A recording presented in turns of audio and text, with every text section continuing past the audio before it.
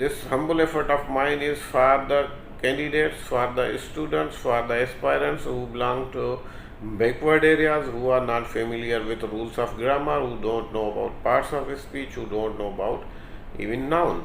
So I am going to educate them about part of speech, and this talk of mine is on grammar series, and I will be educating young needy aspirants about grammar and its importance.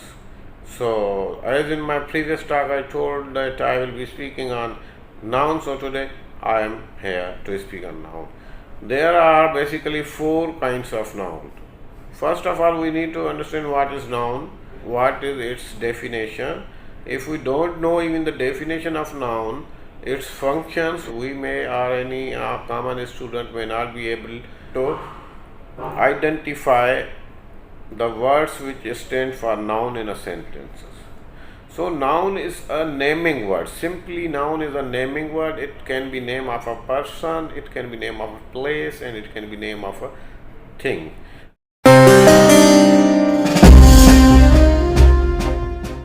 Hello guys, welcome to Virtual Civil Services Academy by Z.A.Langah. As I told in my previous talk on parts of speech, today I will be speaking on a particular part of speech, that is noun.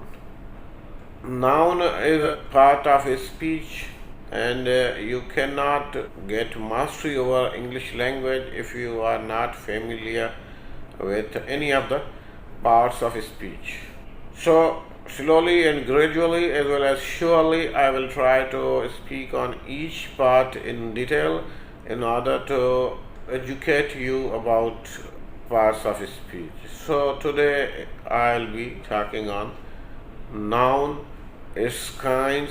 I hope that after this talk you will be able to comprehend kinds of nouns and further details of this important part of speech. I believe that you must be familiar with kinds of nouns. However, this humble effort of mine is for the candidates, for the students, for the aspirants who belong to backward areas, who are not familiar with rules of grammar, who don't know about parts of speech, who don't know about even noun. So I am going to educate them about part of speech, and this talk of mine is on grammar series, and I will be educating young needy aspirants about grammar and its importance. So, as in my previous talk, I told that I will be speaking on noun. So today I am here to speak on noun. There are basically four kinds of noun. First of all, we need to understand what is noun, what is its definition. If we don't know even the definition of noun, its functions, we may or any common student may not be able to identify the words which stand for noun in a sentence. So noun is a naming word. Simply noun is a naming word. It can be name of a person, it can be name of a place, and it can be name of a thing.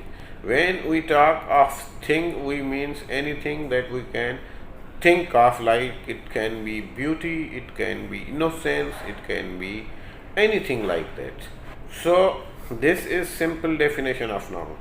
But I would suggest and advise to the young aspirants to make definition of noun themselves, because any definition in your own language, own composition would persist in your memory, and then you will be able to tell each and everyone, and on the basis of the definition you will be able to identify particular words of a sentences which stand for noun. That is one strategy. You have to strategize these kind of things. I'm sure that you would have understood the definition of noun. Then we need to understand types of noun, because there are different types of noun, and you are sometimes asked in a sentence to identify certain nouns. There are four types of noun. Many grammarians and some other local experts come up with so many other kinds of nouns, but basically there are four types of noun: common noun, proper noun, abstract noun, and collective noun. Some grammarians, as I said, tell that there is also material noun, but no, it is not a type of noun. You have to focus on these four types of nouns. I will also try to explain the difference between proper noun and common noun, and abstract noun and collective noun. Why, how, and when are they used and how they are formed. Real skill lies in understanding of making of nouns, how certain nouns can be made, like how abstract nouns are formed, how proper noun can be used as a common noun, and why. These are the things that you need to comprehend, and for that you also listen this talk. I am sure that you are listening. But in addition to listening to this talk, you have to open your books and go through each detail minutely, jot down important points and practice. If you don't practice, if you don't give time to your studies, you may not be in a position to have mastery over rules of grammar. Please understand this and follow what you are being told to do. So first of all, I will try to explain what is common noun and what's its definition. Common noun is a noun which is used to represent a particular class, particular group of persons, places, or things. It represents like whole class. It is common because it is shared by all. Like if I say a girl, a boy, a town, a game, these are all common nouns because they don't point out to a particular game, particular boy, particular girl, particular anything that is particular. They are common. A boy stands for entire class of boys, like girl, woman, man. These are all common nouns. Book, pen, there can be hundreds and thousands common nouns. And then there is proper noun. Proper noun is particular name of a particular person. It is as one's own name. It is different from common noun because this proper noun stands for particular name of a person, place, or thing. Please don't forget person, place, or thing when you are referring to noun, because these nouns are naming words. They stand for places, persons, or things. So particular noun is a noun which is particular name of place or person or thing, and it can be said that it is one's own name. Like Shah Jahan was a great king. Here the noun Shah Jahan is particular name of a person, and king is a common noun. It can be applied to any king, but Shah Jahan cannot be applied to any king. It doesn't represent all kings. It represents only Shah Jahan. So likewise, the Holy Quran or the Gita or the Bible are sacred books. So here the Holy Quran, the Bible, the Gita stand for a particular book, and the noun book in the sentence is a common noun because it stands for all books. Now we will learn about collective noun. What is collective noun? Collective noun is a noun which stands for a group of persons, places, or things. Like we say army, jury, cattle. All these nouns represent a group of nouns. Army represents group of soldiers. Cattle represents group of animals, and jury represents a group of jurists or judges. These are collective nouns. I hope this is clear to you. Then lastly we have abstract noun. Abstract noun is a noun which stands for quality, action, or state They don't basically stand for a particular person, thing or place, but they stand for a particular state, action or quality. This noun basically stands for, I always say that, for invisible qualities, invisible action, invisible. You cannot see the latter. You can feel it. You cannot see the sweetness. You can feel it. So you must also know that abstract nouns are found from verb, noun and adjective.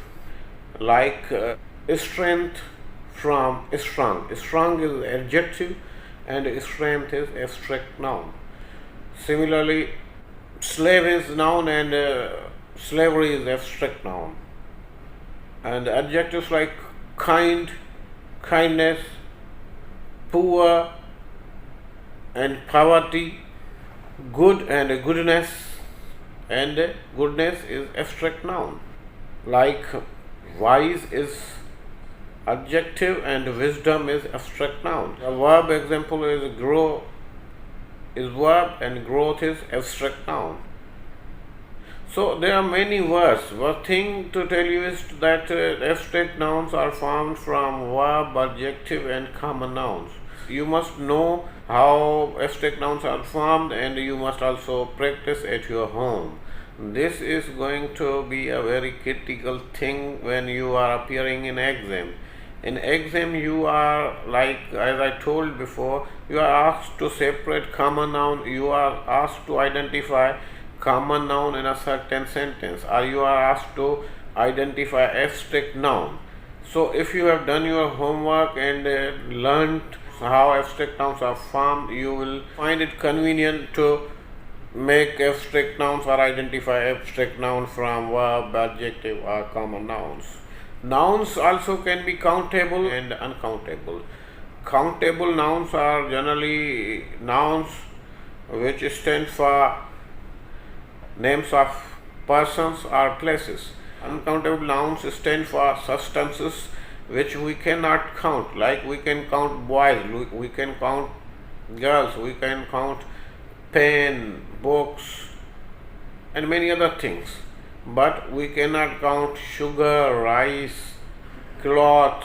However, you must keep in mind that there is also usage of countable and uncountable nouns. Sometimes uncountable nouns are used as countables. So guys, in this talk we learnt about noun, its definition, kinds of nouns, and we also did detailed study of common noun, proper noun, abstract noun and collective noun. We learnt about formation of abstract noun and countable and uncountable nouns. After listening this talk, you must refer to your books and also have a detailed study of noun and kinds of nouns and how they are different from each other.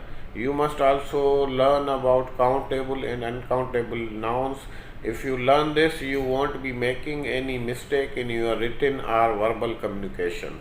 I believe this would be helpful for all the candidates, all the aspirants, especially the young aspirants, especially the needy aspirants who are unable to find teacher, who are unable to find any guide to teach them English grammar and composition. In the next video, I will talk on noun gender, noun number, noun in apposition, genitive or possessive case, and much more. So get ready for that. Until I release the talk, you have to go back to my previous videos to learn about subject and predicate and also parts of speech, because if you do revision on a daily basis, this is going to help you in the long run. They say practice makes man perfect. If you practice more, you will learn more. If you don't practice, you are not going to learn anything. The logic of learning English is that you must be in touch with it, because it is a second language to you, and if you are not in touch with English language, if you don't read enough material, if you don't look for the meaning of new words, if you don't refer to the rules of grammar and composition, if you are shy of speaking English with your teachers, if you are shy of writing anything in English, you won't be getting grip and grit over English language and composition. The best way is that you must practice. Practice is a thing that will make you expert at writing and speaking.